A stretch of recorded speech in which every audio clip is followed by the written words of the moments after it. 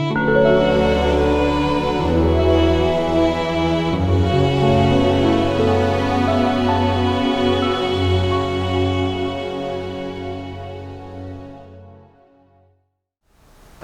school, at university, when we study marketing, we study subliminal advertising. I don't know if you know anything about subliminal advertising. Subliminal advertising is always flashing something for you to see without you noticing it. That kind of advertising is, some people said, is effective. Flashing out something, you absorb it. But in this case, we flash out something, just as a reminder, is effective too. So it says, you sow what you reap. Words leads to thought, thoughts lead to action and speech, actions leads to habit, habits leads to personality, and personality leads to your destiny. And all these, if we summarize it, you use one word to summarize it. What are these? This is the mind. This is the consciousness. You've got to be very careful with your own mind. Your mind could lead you astray to do something unwholesome. Your mind at the same time can lead you to do something wholesome, creative, benevolent. Your mind can lead you to do something that is malicious, malevolent. So watch your mind, but how do you watch it? In order to watch your mind, you have to know what your mind is all about. You have to know the constituents of your mind, the functioning of your mind. So that's the purpose of the study of consciousness. That's the purpose of the study of the Buddhist teaching of Vijnana Matrata. You've got to know your mind, your own mind. And knowing your mind is not that easy. You think you know your mind. I think I know my mind, but I don't. If I know my mind, I'm in complete control, but I don't know my mind. Of course, when I want to know it, I want to know my mind, and I'm watching my mind, then I know it. But there are many times, many occasions that you don't even know about it. When do you know your mind? When you're meditating, when you anchor your mind on your breath, then you know it. But even anchoring your mind, trying to know your mind, could be just 1 second, 1 minute, or 2 minutes, 3 minutes, then it wanders away. Not to even mention when you're outside not doing meditation, your mind is wandering all over the place. Whatever the mind can conceive, the mind can do. Don't blame environments, don't blame your education for the failure that you have been confronting with, because you're not in control. You work out your own failure. You work out your own success. So if you put you put your mind under control, whatever the mind can conceive, the mind can do. So understand your mind and lead your mind not only to achievement of wealth, reputation, but to the achievement of spiritual transformation, spiritual enlightenment. That's the purpose of the study of the consciousness that we've been talking about. Study of consciousness, because our consciousness attached to external objects, our consciousness always interact with external objects. And when external objects is interacted, then you have attachment. And during the attachment, concurrent mental functions arise simultaneously to disrupt your inner peace. And due to this habitual attachment, our mind becomes set on predetermined thoughts. These thoughts can create uncontrollable reactions: anger, jealousy, sadness, inferior complex, depression, sensual indulgence, that perpetuate our problems and suffering. And of course, sometimes the mind can lead us to do wholesome things, can lead us to be compassionate, lead us to be non-selfish, lead us to be hardworking, lead us to be creative. Where does your mind want to lead you? You're the master of it. Now, we've been talking about the 100 Dharmas. We're talking about consciousness.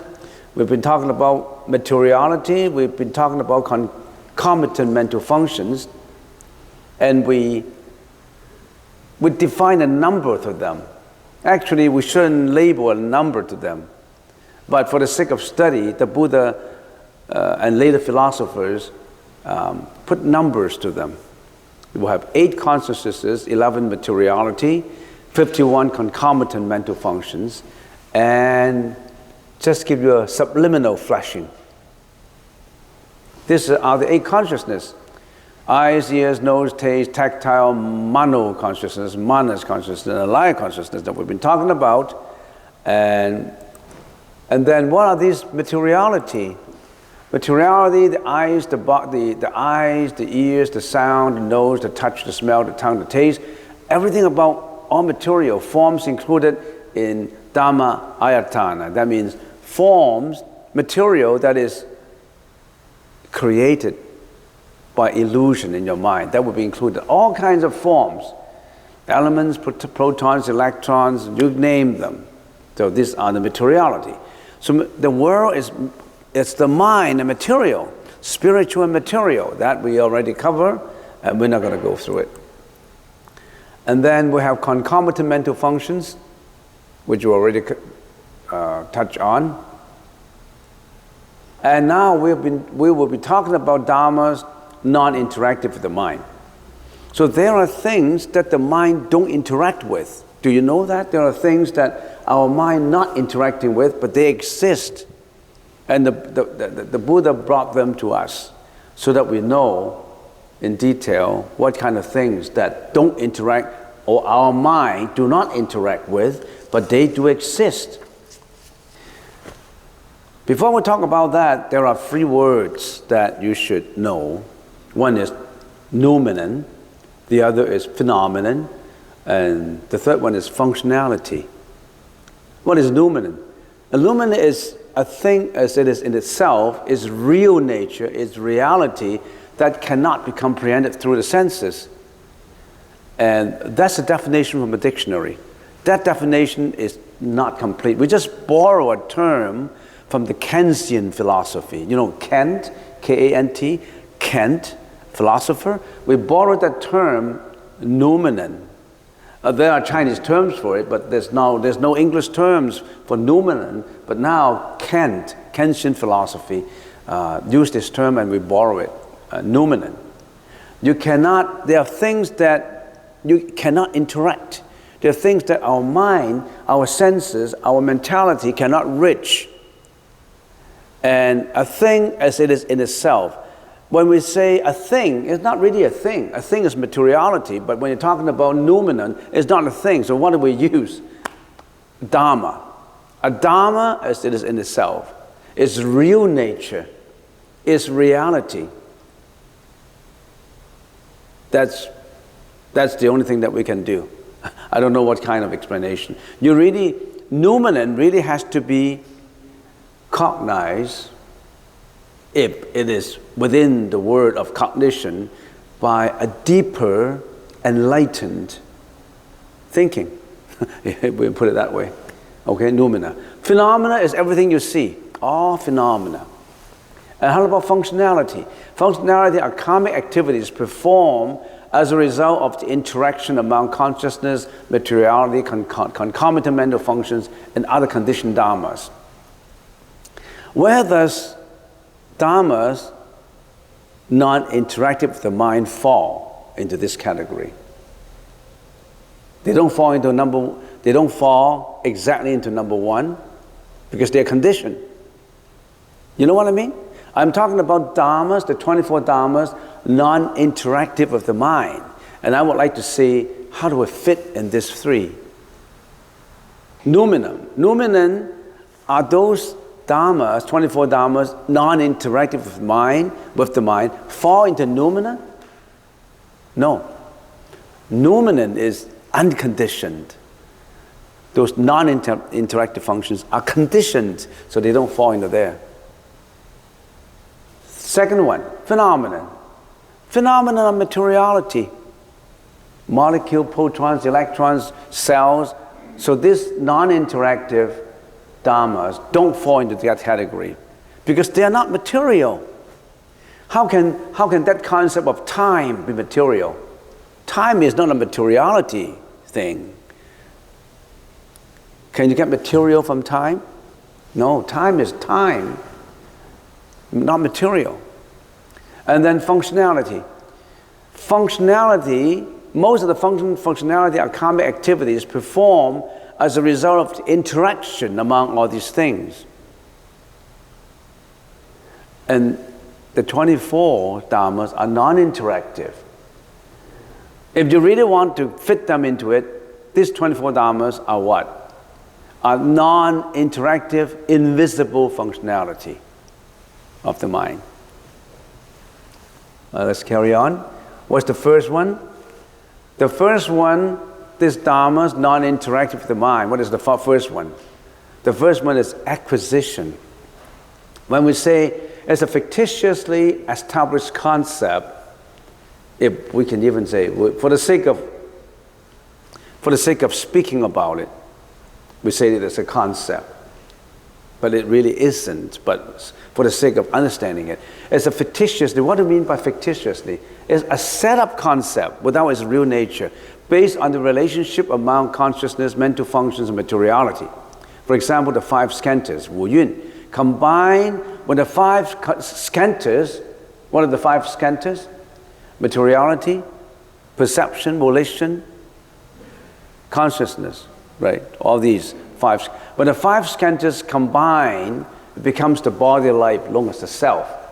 In other words, when your body and your mind combine, it becomes a self. You call it a self. But self is not a reality, except a conglomeration of mature conditions.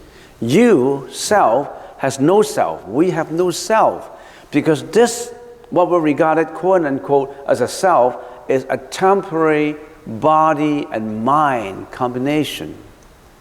It has no substance, a real essence. It has no reality. Why? It is impermanent. It is just conditions mature. What kind of conditions for the body and mind to be mature, to be existent? You got a good health. You exist. Your mind is not out of control. You exist. So your existence is not real by definition of reality. You exist actually on conditions. What is the closest, yet is far, conditions that put you into existence? When we traced it. When we trace it just when you were in your mother's womb. Why did you get into a mother's womb in the first place? How? Just to cut causality and examine that part only without looking at the far-reaching, beyond this life kind of time. Just cutting and examine this time. Why did you get into your mother's womb and become why? Because a man and a woman raise sensual thoughts. They come together. It's a fusion of the ovary and the what? Spermatozoa. It's just a fusion of the two together based on sensuality of a man and a woman. And then that fusion, when that fusion simultaneously exists with your Bado stage of soul of consciousness, it gets into your body, that forms you. These are the conditions. What conditions make this man and woman come together? All conditions. We exist on conditions. And somebody called it conditions, terms of existence. This exists on terms. Why do we call them terms? On a short-term contract. You don't exist on an eternal contract. Your body is an apartment that has at the most 100 years contract, and that contract, when the time expires, you got to go. You got to leave your body. You got to go. You have no choice. Do you have a choice? Do you have a choice? It's not a renewable contract. It's a non-renewable net lease. You know what a net lease is all about? It's non-renewable. You got to look after that body, that mind, yourself. You got to keep yourself healthy, mentally and spiritually. It does not matter if you're mentally unhealthy. You still have to keep your life because your body still exists. You keep an unhealthy mental life. So the existing conditions. But people attach this. This is me. I want a betterment of me. I want to egoistically better myself. And in the process of doing so, I could be hurting others and creating a lot of karma. All right, there's acquisition. So acquisition of self, how do I acquire this self? This self is just a concept. There's no such thing as self. This self, this acquisition of a self, can it cognize any object? Because by definition, consciousness, to be interactive with externalities, has to think, has to cognize. Cognition. If anything exists as interactive with something, you must have the one that can think and that one that can be thought about, right? Subject and object. Can the subject, this subject of acquiring a body, this invisible established subject, can that subject think? Can that cognize? No, it cannot. That acquisition cannot. Okay, is it material? That acquisition of having a body, of course, the body is material, but that acquisition, that concept of being born and having a body cannot think. That concept cannot think. Of course, your mind can think, and that concept is not material. It's not something you can touch, you can feel. And that concept is unconditioned existent. All right, so that's acquisition. I have 24 of them, so I cannot explain it in detail. So you got to think about it. If you cannot grasp it now, you really have to think about it. As I said, it took me 20 years to understand this, and you want to understand it in an hour? No way. It took me 20 years just to understand this. And you think you can understand in a few minutes of my explanation? Then I must be very stupid. I don't think I am. Life force, past karmic energy existing in relationships between consciousness and body. Its existence is merely a combination of heat and of alaya vijnana, that is alaya consciousness, and continuity. So this is what we call a karmic energy. The karmic existence is non-interactive with the mind. All right? Let's go to the third one. Commonalities by species.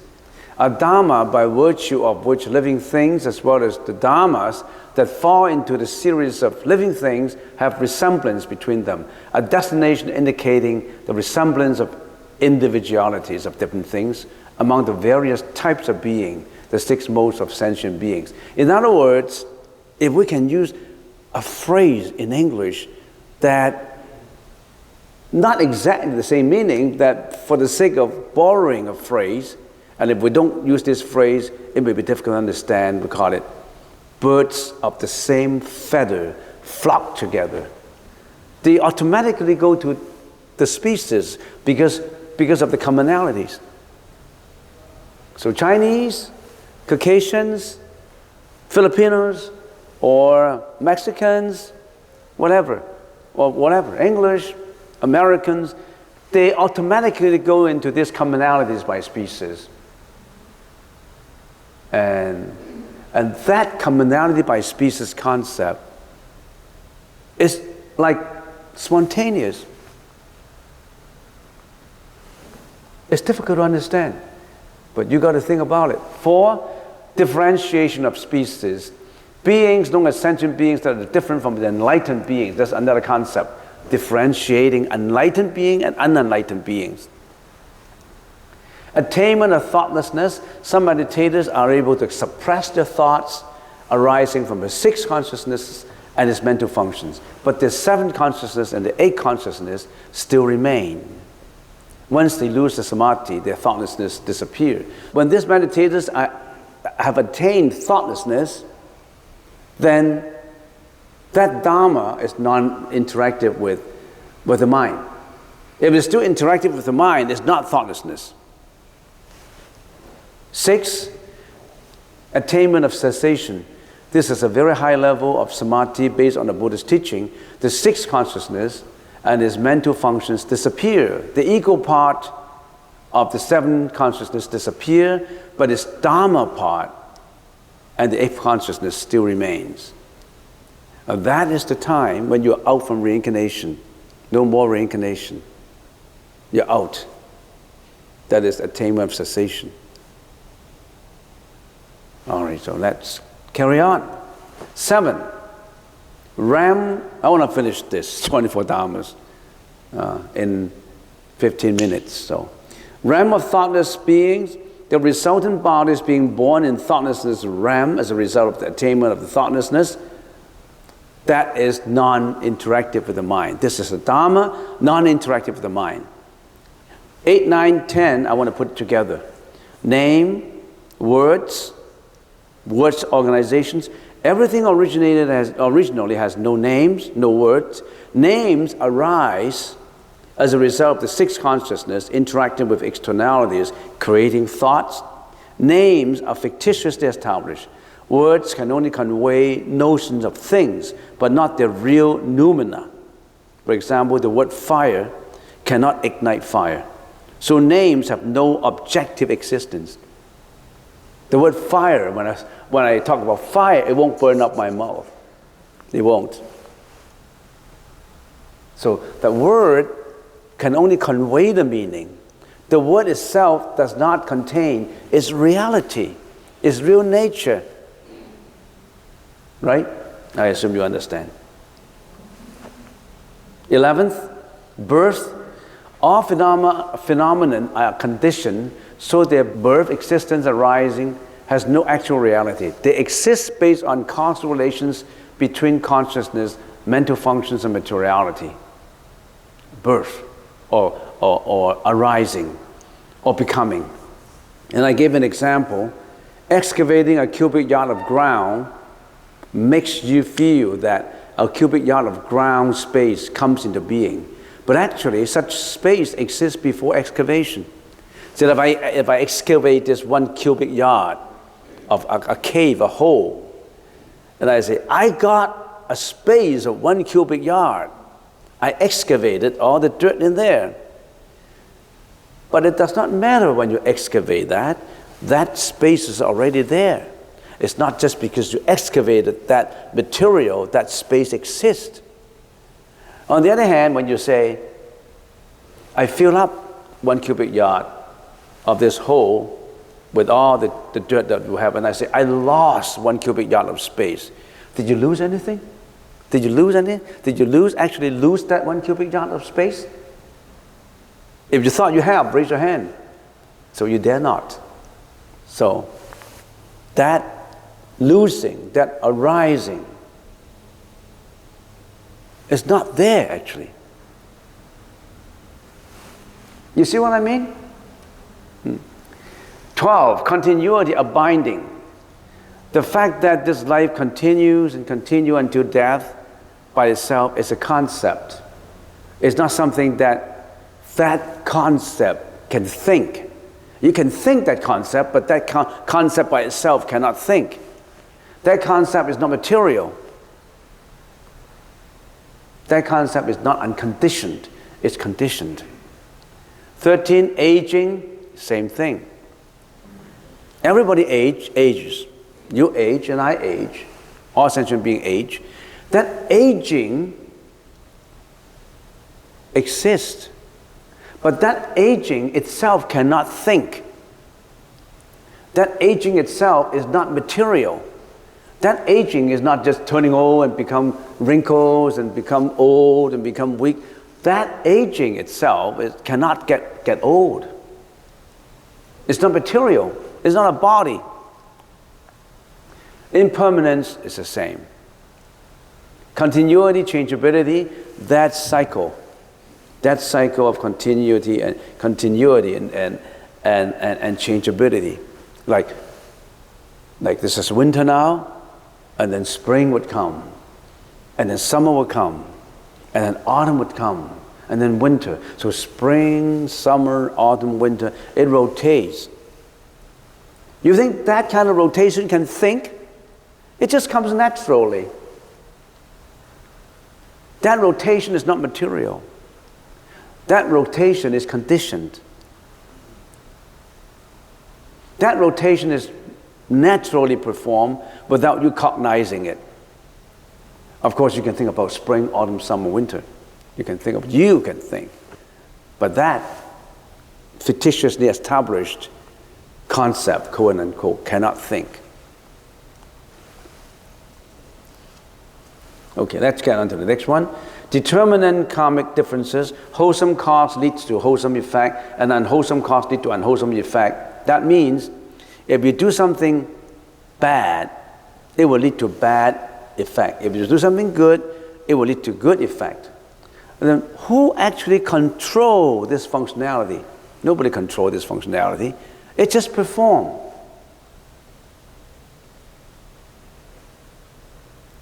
So there's determinant differences. 16, 17, unifying. Cause corresponds to or correlate with effect. Speed, development from cause to effect contains a momentum of speed.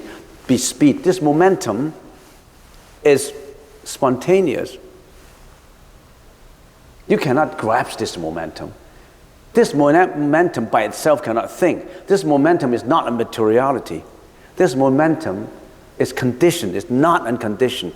If it is unconditioned, it becomes unconditioned Dharma. But this is conditioned Dharma. Conditions Dharma, not interactive with the mind.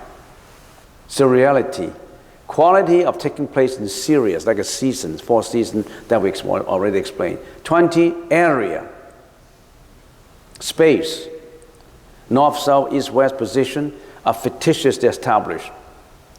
What is north to you could be south to me, depends on where you stand. What is clockwise to you can be anti-clockwise to me. So why do you stigmatize that, oh, that is the north and that must be the north? No, it's all relative. Time, what is time? The past, the present, and the future. These are fictitiously established concepts. Assuming the world is at the standstill, there is no more time. In our world, one day constitutes 24 hours. But in the first dhyana heaven of Arupa Dhatu, one day is equivalent to 50 years of our time. So it's relative. There's all relative. The past, the present, and the future. Well, when we talk about the past and the present and the future, is there any actual past? Any actual future? And the actual present? No, there's no Why? Considering, some people say, I don't have the past is already gone, so I can't grasp at it. I cannot bring the past to the present. The past is gone, how can I bring the past to the present? And then you say, the future, I worry about the future. The future hasn't come. How can you bring the future into the past, into the present? So the past is gone. You cannot let it. You cannot bring it here to happen again. And the future hasn't come. You cannot bring it to the present. How about the present? So there must be a present, right? I'm living in the present. But remember, every fraction of a present becomes a past. I stop talking. When I stop here, it becomes a past. It flashes. There's no present. The present is not standing still. If the present is standing still that you can recognize, it's not a present. It's already a past. You understand what I mean? And then some people say, gee, how does that help me in my life? This sounds to be very good philosophy. I mean, this philosophy 500. Philosophy 100 is for its first year. Philosophy 200 is for the second year in university. 300, 400, 500, okay? To a master degree and PhD. But how does that help me? in my life. Do you know how does it help you? You know what people do when they usually think about the past, the present, and the future? They always want to bring the past bad memories onto the present table and ponder on it and agonize on it and feel bad about it. They always think about the past history of being abused onto the present table, ponder on it, and cry about it. They always bring about the past something that they think is unfair, that they want revenge, and they want to bring onto the present table, review it, and how to do a revengeful action.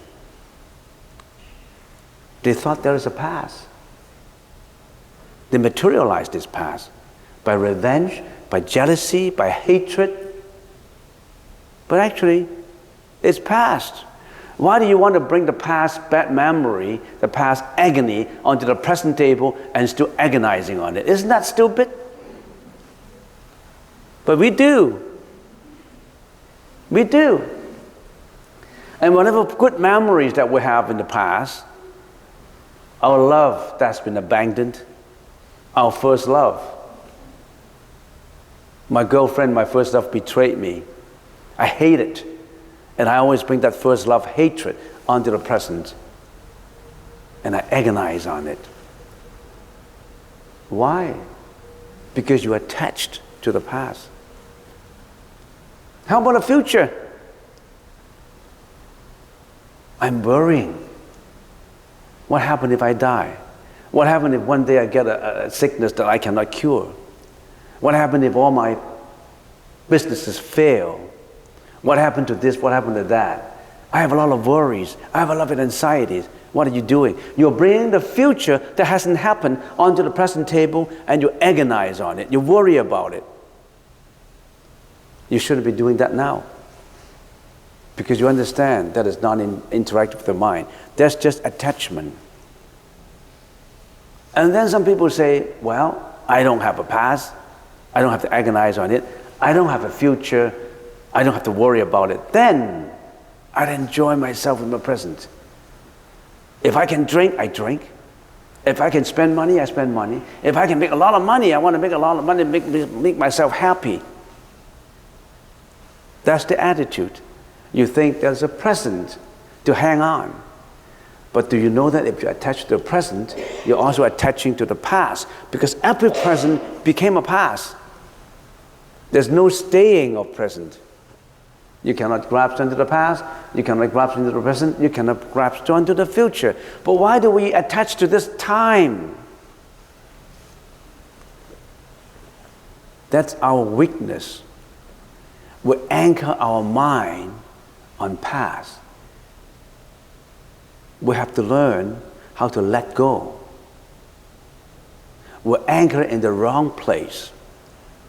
That's the reason why this morning we were talking about anchoring our mind first, learning how to anchor it and watch it first, and then we can learn how to let it go. That's the purpose of meditation. So I'm up to 21. I still have 3 to go. 22, number. Numbers have relationship with all things in nature. Plato called the study of number symbolism the highest level of knowledge. Number is a very spiritual concept, number. Why 3? Why 1? Why 5? Why 7? There's always some attachment of numbers. And this numbers, by itself, is non-interactive with the mind. Synthesis. The composition or combination of parts or elements so as to form a whole, combining multiple things into a whole so as to understand the shared qualities between each thing. How do they combine together? And the opposite of synthesis is separation of parts so as to break it down into whole. And that's the concept that we've always been doing, but we don't know why we're doing it. And some people call synthesis and analysis are two concepts used by academics, by philosophers to think. Synthesis is to break it all apart and analyze each individually so as to understand it. That's exactly what the Buddha is teaching, what the Buddha is doing in teaching this, in teaching the Buddhist studies. On the other hand, there's also analysis, to analyze every part in order to understand the whole. Do you see the difference? Synthesis and analysis? Both are ways of looking at things, are ways of studies. But they themselves, they are non-interactive with the mind. It's the mind that can synthesize, it's the mind can be analyzed, but that act by itself is non-interactive with the mind. So don't think about synthesis is better than analysis. Analysis is better than synthesis. They're separate concepts. Okay, I finished with everything about the 100 Dharmas, so I can start something new next time.